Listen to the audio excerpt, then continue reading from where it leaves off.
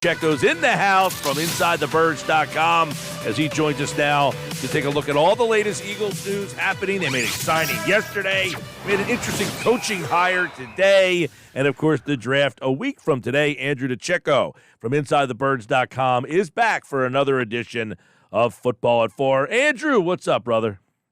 Mike, my friend, what's happening? All is good. Let's get let's get the signing from yesterday, kind of get your take there, because I know he's a guy that I think you've brought up before on the show as Almeida Zaccheaus is in the house. He is a guy who I guess projects as a slot type of receiver. So I know you're a guy, too, that has liked Quez Watkins. He was a guy that you always would bring up as a guy who could have a big game, speedy slot guy. But how do you see that battle kind of working out now?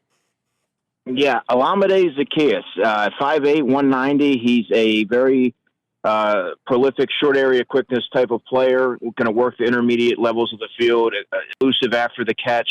He's someone that I've always liked, even when he played at Virginia. I was actually at his pro day at Virginia, mostly to see Juan Thornhill, but I thought he showed pretty well there. I think he had a 35.5-inch vertical, ran about a 4.49, which is impressive there. But obviously he didn't have the measurables when he went undrafted. Local kid from St. Joe's Prep.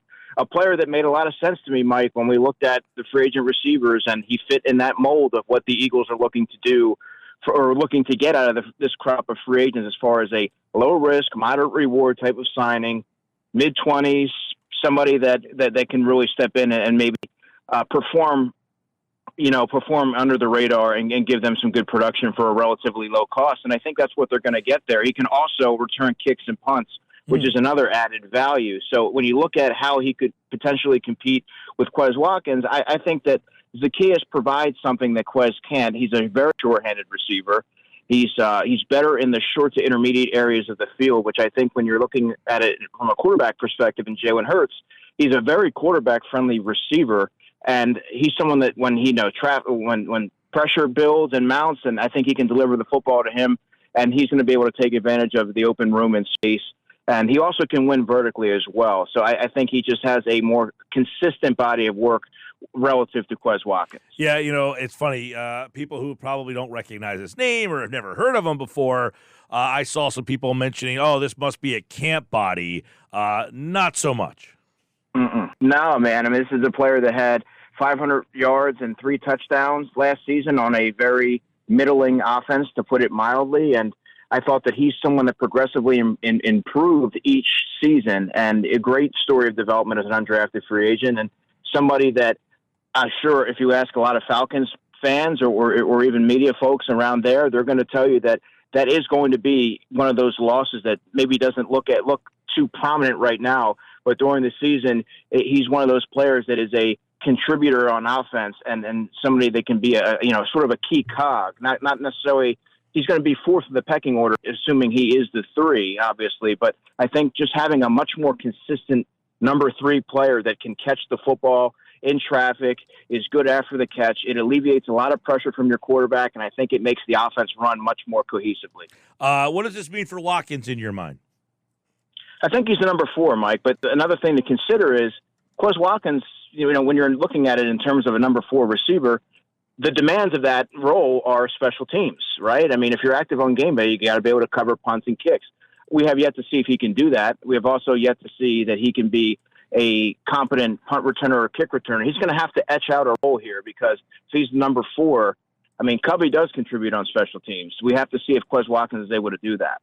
Yeah, and obviously, Watkins had a message for the fans today. Basically, it looks like he's keeping receipts. We'll see if he even gets the opportunity to do that. I mean, how much playing time does the number 4 guy get in this offense, Well, it's sort of a what would the Eagles benefit by cutting him right now, right? I think you owe it to, if you're the Eagles, you owe it to yourselves that you have a player who has a hot commodity, which is speed, and that's something that teams covet, and you have that. Let's see if he's really going to put his money where his mouth is. He was very candid after the season as far as some of his shortcomings and vowing to improve and be a better player next season. Well, let's see if that materializes and manifests itself, and you see Quez Watkins, and maybe he has a chip on his shoulder. Maybe he comes in and he does win that number 3 spot. But at the very least, Mike, you're getting a player who has a lot of speed, who's played a lot of football for this team, and he's well liked in the locker room. You kind of want to. You could do far worse in camp as a number 4, but I don't think that it would serve the Eagles well right now to cut him. Maybe if you're looking at it in terms of a trade or a late round pick, maybe in this year, maybe you can have that discussion. But I think right now, when you look at their wide receiver depth, they really should keep Watkins on the roster moving forward. All right, pick number 10. Obviously, Howie Roseman spoke earlier today regarding the draft that is coming up here. There is some interesting news, obviously, this time of the year. We heard last week, Jalen Carter, is not getting past number 10. Today, multiple NFL executives believe Lucas Van Ness won't make it past Eagles at number 10. Well, the Eagles can't pick everybody at number 10, but if it came and those two guys are on the board, Carter, Van Ness, is there a choice for you? Yeah, it's Jalen Carter, and I'm not even thinking twice. I'm sprinting to the podium and handing in that card if I'm the Eagles. He's the best player in the draft from my vantage point, at least, and the Eagles value that position, defensive tackle. They could really use someone that can push the pocket. That is an immense void that's left when Javon Hargrave signed with the 49ers, and that's something that the Eagles really don't have outside of whatever you have from Fletcher Cox, Milton Williams. He's still relatively green. You don't know. There's not a lot of a sample size there. I think he's probably best equipped to be a number 3. Maybe putting him out there as a starter might diminish some of his effectiveness. We have yet to see. But I think that he offers a well-rounded skill set. This is Jalen Carter, and I think that the Eagles have proven that they really value that position. I think if he's there, expected to be there. So I think they'd be running to the podium to turn in that card.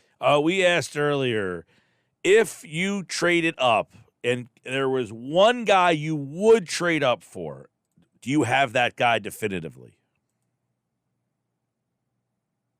Carter, for me. I mean, it would be Carter, and I like Will Anderson quite a bit, and that's another position that the Eagles covet. When you assess their defensive line room, outside of Josh Sweat, the Eagles don't have a ton of young building blocks at the defensive end position, and I think that gives them two really high-caliber players to rush the passer for years to come. Obviously, Hassan Reddick is also in the mix, but let's not forget he's getting towards 30 right now. So I think Will Anderson would be another player that if I'm the Eagles, I'm thinking hard about trying to make a significant push for. Yeah, and I mean, if you're thinking about this, at what area would you need to get up to for those two guys? Well, I think Carter is more likely of the two, in my opinion, Mike, to sort of take a little bit of a minor tumble. But I think Will Anderson goes top 5. So by that point, I think that the Eagles would have to – I think they have a better shot at getting someone like Jalen Carter. And, like I said, if he gets to 6 or 7, I think if you're the Eagles, you need to think long and hard about, okay, well, let's be aggressive and make a move to get this guy in here because he can really reshape our defense for years to come and what he's able to do and open things up for everybody else. It's not just a move to fortify the defensive line. It's a move to improve all 3 areas effectively because he's a plug-and-play guy from day one, and there really aren't any weaknesses to his game. Yeah, Andrew DiCecco, Football at 4 from InsideTheBirds.com with us here. There's so many scenarios that get fired out at you, especially this last week. But one that I think is one worth exploring is I don't know if you saw that that Bill Barnwell article that he wrote about what if you got an offer from a team like Tampa at 19 for number 10, but you get another first-round pick next year. I mean, would you drop down 9 spots if you can add a first-round pick in next year's draft? I think you have to think long and hard about it, and also spots are at 10.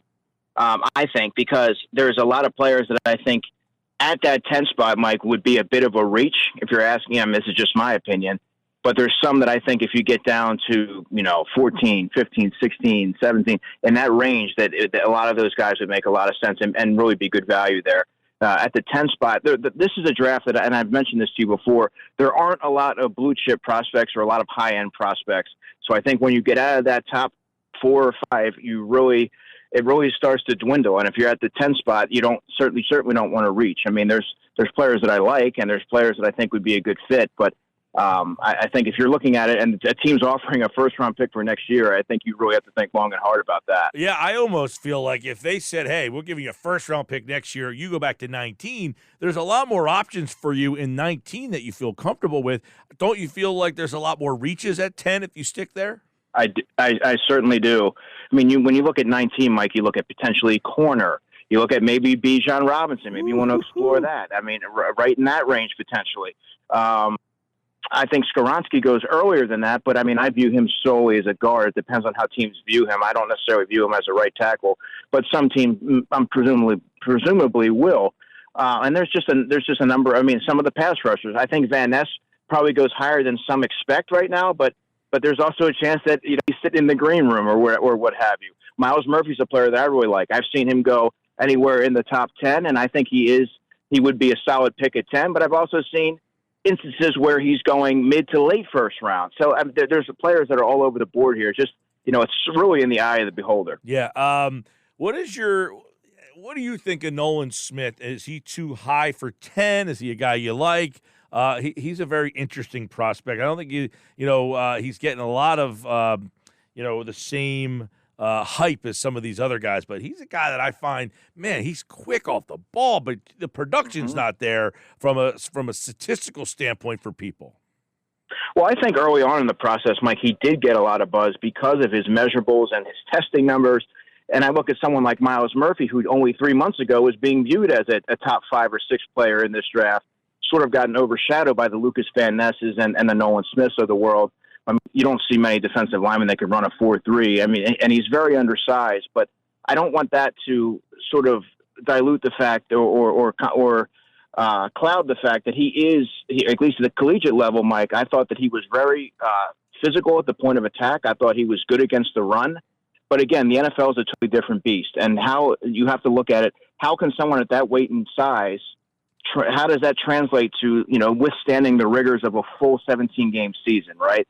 And can that player be an every down player? That if you're drafting somebody at 10, you certainly need them to be. You're not drafting a complimentary player at 10. So I think all these things, if you're comfortable with it, and you've done your due diligence, and you maybe you work out, say, hey, look, we'd like to see it this way, or whatever the case is, you make that pick. But I think 10 for Nolan Smith, in my opinion, would be a little rich. Okay, you over at InsideTheBirds.com went with Miles Murphy in your Eagles mock draft, and would he be a guy 6'5", 268 that gets meaningful snaps his rookie season? Because last year he took a defensive lineman. Now I know injury had something to do with Jordan Davis not getting meaningful snaps, but he wasn't getting a lot of snaps when he was healthy the first half of the season. Yeah, absolutely. I mean, another player that I really considered there at 10 when I was doing that mock for InsideTheBirds.com was Brian Brzee, the defensive tackle from Clemson. I really loved his tape, and I think that he has an immense season. He has an immense upside and a lot of untapped potential. But I went with Miles Murphy, as it were, and I think that he, at 6'5", 268, he's very fluid. He's bendy. I think he offers he's scheme versatile for one. He's played in multiple alignments. I think he offers the highest upside of any defensive lineman not named Will Anderson. His numbers aren't going to jump off the page. I think he has 36 tackles for loss, 18 and a half sacks. But that doesn't necessarily paint the full picture. I think when you watch the player, you're seeing a very pro-ready defensive lineman who I think can step in right away, provide quality snaps. And like I said, he has a lot of experience in versatile or in multiple alignments. So I think that right there will help him, acclimate to the NFL scheme no matter where he lands. But I think he's a pro-ready prospect. I liked what I saw from him. All right, 30 obviously is a really interesting spot. You've got Mazi Smith from Michigan. Kalijah Cansey was in your last mock draft. I hear Cansey's name a lot, but 30 seems like an area, too, where teams might be calling you, and that might be the one that can get them more mid-round picks. So do you like staying at 30 because of the prospects who are there, or do you say, you know what, there's not a guy I love in this spot, I would much rather see them get out if the deal's there? So it depends. And a side note on Cansey, on the Inside Birds podcast, I'm starting to wonder if he falls out of the first round entirely and becomes ultimately a second-round pick. What happened there? This guy was shooting up the top 10s, and now all of a sudden he's out of the first. Yeah, well, I think when you really look at it, you don't see a ton of impactful plays. And you look at his style, and how does that translate? He's 6'1", has very short arms. He's a slight build. Yeah, I don't think he was overly dominant at the point of attack. I thought he got pushed around a little bit, along the interior there. And you wonder, is this guy going to be like a third defensive tackle? Can he be an every down player? You certainly don't want to draft a part-time player in the first round. And I think you're starting to see players like Mozzie Smith, who has a lot of intangibles that they really can't be measured. And I think he has a lot of ability that hasn't been really tapped into yet. I think he offers a lot more pass rush upside than his stats would indicate. And I think that when you look at the first round there, he can be an every down player for you. So if you're looking at that pick at pick 30, I think if you see someone like a Mozzie Smith there, you consider it. But also you could trade back because there's a sweet spot there between where they pick at 30 and where they pick again at 62.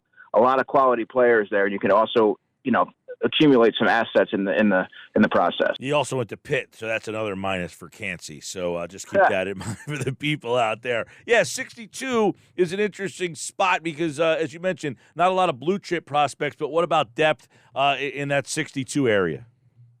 Yeah, I went with Steve Avila, the guard from TCU. He had a season start at left guard, a season starting at center. Obviously, the Eagles really like versatility from their offensive linemen. I think that really would pair well with what offensive line coach Jeff Stoutland likes. He's a 3-year starter, extremely powerful at the point of attack, is a plug-and-play guy at right guard from day one. The Eagles just signed their quarterback to a lucrative contract there, so I think you want to supply him with sustainable offensive line protection around him for years to come. And that, to me, would make a lot of sense. The Eagles have taken offensive linemen the past 2 years, and Landon Dickerson and Cam Jurgens in the second round. Avila would be a good pick. I think Skoronski at 10 would be a little rich, especially because I personally view him solely as a guard at that level, which would be a little very high, in my opinion, to take a guard unless you view him as a perennial All-Pro. So to me, addressing that at 62 with Avila I think that would be a sound move. I'm glad you said that because I brought up the same thing. Is if you're taking Skoronski and playing him at right guard, how many teams, I know Quentin Nelson's one, but how many teams have taken a guard in the top 10 in the draft? Right, exactly. And I mean, he'll go high enough. I mean, he'll go relatively high, but it all depends on how you view him. Like if you view him as a right tackle and a heir apparent, Lane Johnson, okay, taking him at 10 would make a lot of sense. But taking a player at guard at 10 with other potential blue chip prospects still remaining on the board, I think that would be malpractice. That's just my opinion, obviously, especially when you have a player like Steve Avila, who's the best pure guard in this draft, who would likely be available in the second round. You like Paris Johnson? I do, but I like him more than Skoronski because I think that he can be I think he can be Lane Johnson's successor, so you're going to get the immediate dividend and the long term. And he played right guard at Ohio State, so he's played the position at a high level before he got moved, where Skoronski has essentially been a tackle who just projects better as a guard. Yeah, exactly. That's why I said if the Eagles do take a lineman, I tweeted this, if they do take a lineman at 10, Paris Johnson to me would be the most logical choice because of the positional versatility, and I think he can be the long-term successor to Lane Johnson. So you're getting long-term value there. So that would be the only thing that would make sense from my vantage point. Mm-hmm. All right, 1 week away.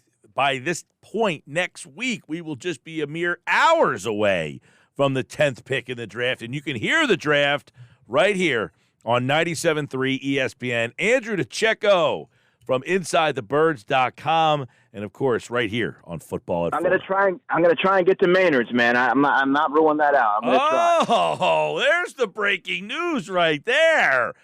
Andrew will try to get to Maynard's, and if he is at Maynard's, I will buy you a nice beer. How's that? My man, I appreciate you.